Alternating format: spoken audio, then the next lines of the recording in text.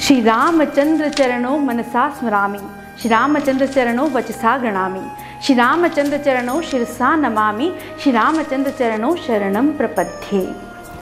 मर्यादा पुरुषोत्तम भगवान श्री राम के चरणों में स्मरण करते हुए, नमन करते हुए, शरण लेते हुए आज के इस वीडियो के पार्ट 2 में आप सभी का हार्दिक स्वागत करती हूँ, वंदन करती हूँ। जय श्री राम। राम राम।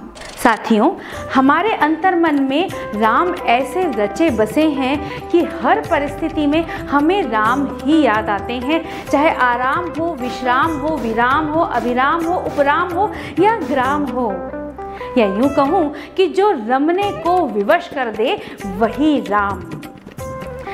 एक भारतीय मन हर परिस्थिति में, हर स्थिति में राम को ही साक्षी बनाने का आदी है। जैसे यदि दुख हो तो हे राम, यदि सुख हो तो राम कृपा, यदि तकलीफ हो तो अरे राम, और यदि लज्जा हो तो हाय राम, और वहीं यदि अशुभता हो तो अरे राम राम। यदि अभिवादन की बात करते हैं तो राम राम, और यदि अनिश्चितता की बात करते हैं तो राम भरोसे, और यदि अचूकता की बात करते हैं तो राम बाण, यदि सेवा की बात करते हैं तो राम सेवक, और शपथ लेनी हो तो राम दुहाई, और यदि सुशासन की बात की जाए तो राम राज्य।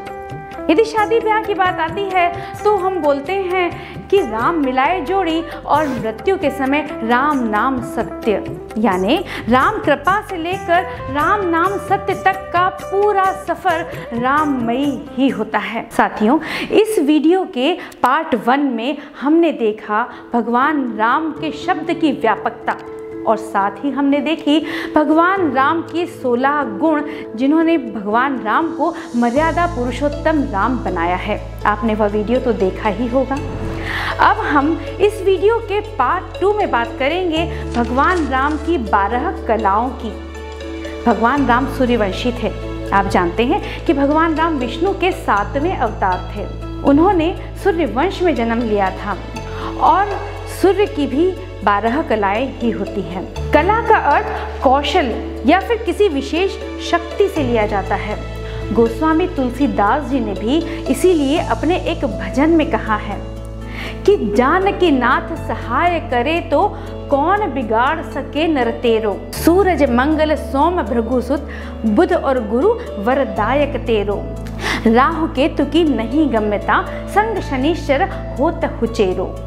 जिसका अर्थ है कि यदि आप जानकी नाथ की शरण में चले जाते हैं या शरणागत हो जाते हैं भगवान राम के, तो 9 के 9 ग्रह आपके पक्ष में हो जाते हैं, और उनका अशुभ प्रभाव भी आपके ऊपर नहीं पड़ पाता है। इतनी शक्ति राम नाम में है, इतनी व्यापकता राम नाम में है। तो साथियों, ऐसे ही भगवान राम की 12 कलाओं की बात हम आज के इस वीडियो में करने वाले हैं। भगवान राम की पहली कला है श्री कला। श्री यानी कि लक्ष्मी। जिसके पास में भी श्री कला होती है ना, वो धनी होता है। भगवान राम भी धनी थे। यहाँ पर धन का मतलब दौलत से नहीं है, बल्कि मन, कर्म और वचन से धनी होने से है।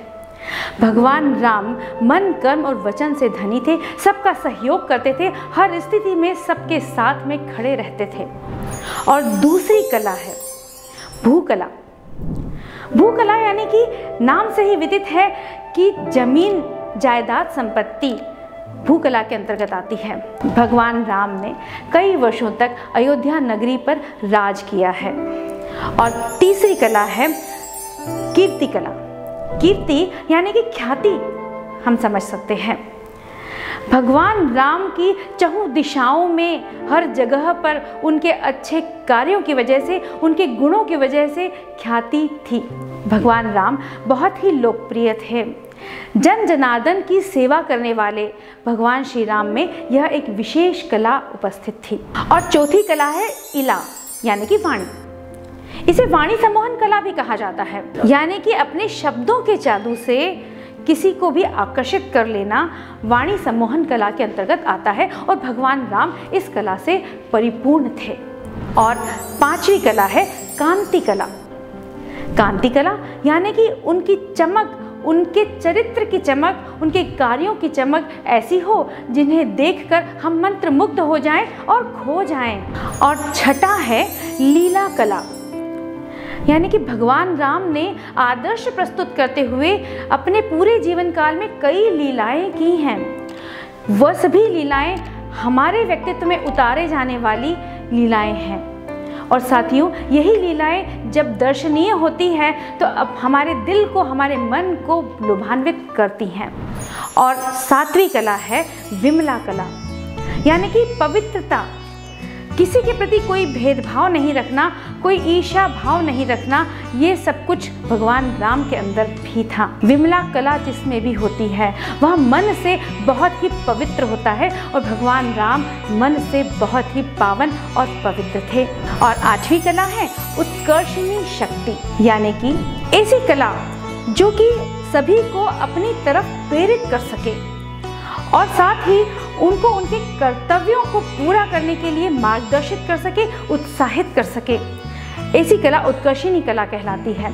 भगवान श्री राम के कार्यों से, उनके विचारों से प्रेरित होकर स्वयं विभीषण उनके पास खींचे चले आए थे। और नवी कला है ज्ञान कला। ऐसा व्यक्ति जो स्वयं अपने दिमाग से, अपनी बुद्धि से निर्णय ले सके, जिसकी निर्णय क्षमता बहुत ही अच्छी होती है, वह ज्ञान कला के अंतर्गत आती है।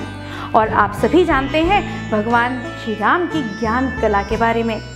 और 10वीं कला है क्रिया कला, यानी कि कर्म के प्रति विश्वास। सिर्फ उपदेश देने में ही विश्वास नहीं रखना, जो उपदेश आप देते हैं उस उपदेश को अमल करना भी इस कला के अंतर्गत आता है। और 11वीं कला है योग शक्ति।